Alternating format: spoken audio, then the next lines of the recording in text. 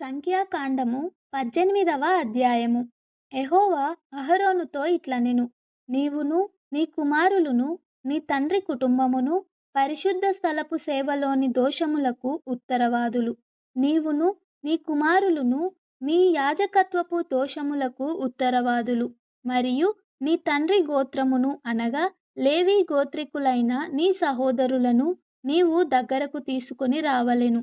వారు నీతో కలిసి నీకు పరిచర్య చేయుదురు. అయితే నీవును నీ కుమారులును సాక్ష్యపు గుడారము ఎదుట సేవ చేయవలెను. వారు నిన్నును గుడారమంతటిని కాపాడుచుండవలెను. అయితే వారును మీరును చావకుండునట్లు వారు పరిశుద్ధ స్థలము యొక్క ఉపకరణముల యొద్దకైనను బలిపీఠము నొద్దకైనను సమీపింపవలదు.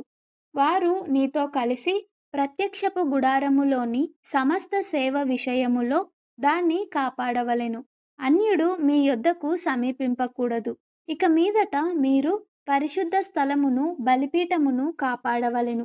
అప్పుడు ఇశ్రాయేలీయుల మీదికి కోపము రాదు. ఇదిగో, నేను ఇశ్రాయేలీయుల మధ్య నుండి లేవీయులైన మీ సహోదరులను తీసుకొనియున్నాను. ప్రత్యక్షపు గుడారము యొక్క సేవ చేయుటకు వారు యెహోవా వలన మీకప్పగింపబడి ఉన్నారు. కాబట్టి నీవును నీ కుమారులును బలిపీఠపు పనులన్నిటి విషయములోను అడ్డతెర లోపలి దాని విషయములోను యాజకత్వము జరుపుచు సేవ చేయవలెను. దయచేతనే మీ యాజకత్వపు సేవ నేను మీకిచ్చియున్నాను. అన్యుడు సమీపించిన ఎడల మరణశిక్ష నొందును. మరియు యెహోవా అహరోనుతో ఇట్లనెను, ఇదిగో, ఇశ్రాయేలీయులు ప్రతిష్ఠించు వాటన్నిటిలో నా ప్రతిష్ఠార్పణములను కాపాడు పని నీకిచ్చియున్నాను. అభిషేకమును బట్టి నిత్యమైన కట్టడ వలన నీకును నీ కుమారులకును నేనిచ్చియున్నాను. అగ్నిలో దహింపబడని అతి పరిశుద్ధమైన వాటిలో నీకు రావలసినవేవనగా వారి నైవేద్యములన్నిటిలోనూ వారి పాప పరిహారార్థ బలులన్నిటిలోనూ వారి అపరాధ పరిహారార్థ బలులన్నిటిలోనూ వారు నాకు తిరిగి చెల్లించు అర్పణములన్నీయు నీకును నీ కుమారులకును అతి పరిశుద్ధమైన వగును. అతి పరిశుద్ధ స్థలములో మీరు వాటిని తినవలెను. ప్రతి మగవాడును దానిని తినవలెను. అది నీకు పరిశుద్ధముగా ఉండును. మరియు వారి దానములలో ప్రతిష్ఠింపబడినదియు ఇశ్రాయేలీయులు అల్లాడించు అర్పణములన్నీయు నీవగును. నీకును నీ కుమారులకును నీ కుమార్తెలకును నిత్యమైన కట్టడ వలన వాటినిచ్చితిని. నీ ఇంటిలోని పవిత్రులందరూ వాటిని తినవచ్చును. వారు యెహోవాకు అర్పించు వారి ప్రథమ ఫలములను అనగా నూనెలో ప్రశస్తమైనదంతయు ద్రాక్షారస ధాన్యములలో ప్రశస్తమైనదంతయు నీకిచ్చితిని. వారు తమ దేశపు పంటలన్నిటిలో యెహోవాకు తెచ్చు ప్రథమ ఫలములు నీవి అగును. నీ ఇంటిలోని పవిత్రులందరూ వాటిని తినవచ్చును. ఇశ్రాయేలీయులలో మీదు కట్టబడిన ప్రతి వస్తువు నీదగును.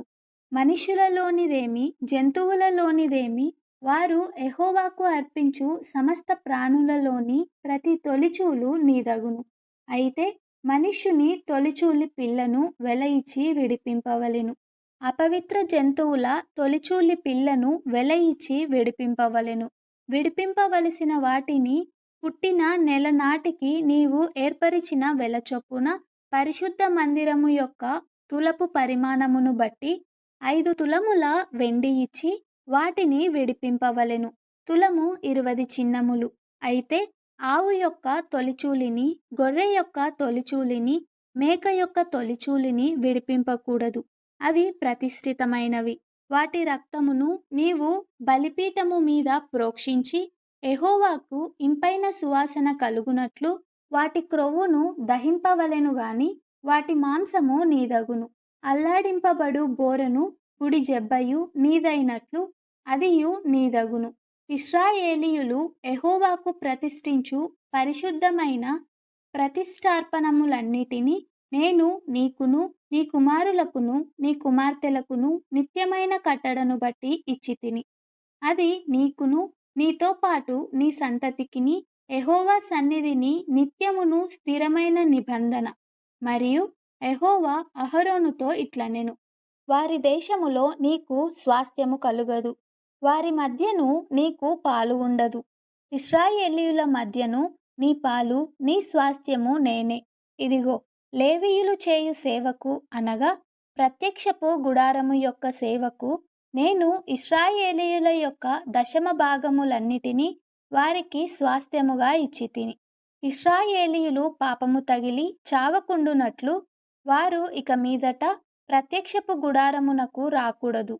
అయితే లేవీయులు ప్రత్యక్షపు గుడారము యొక్క సేవ చేసి వారి సేవలోని దోషములకు తామే ఉత్తరవాదులై యుందురు. ఇశ్రాయేలీయుల మధ్యను వారికి స్వాస్థ్యమేమియూ ఉండదు. ఇది మీ తరతరములకు నిత్యమైన కట్టడ. అయితే ఇశ్రాయేలీయులు యెహోవాకు ప్రతిష్ఠార్పణముగా అర్పించు దశమ భాగములను నేను లేవీయులకు స్వాస్థ్యముగా ఇచ్చితిని. అందుచేతను వారు ఇశ్రాయేలీయుల మధ్యను స్వాస్థ్యము సంపాదింపకూడదని వారితో చెప్పితిని.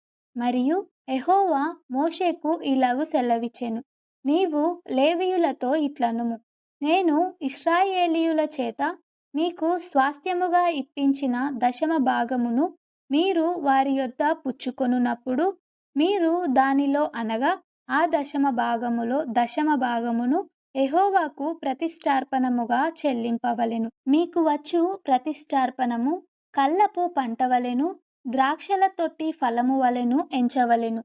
అట్లు మీరు ఇశ్రాయేలీయుల యొద్ద పుచ్చుకొను మీ దశమ భాగములన్నిటిలో నుండి మీరు ప్రతిష్ఠార్పణమును యెహోవాకు చెల్లింపవలెను.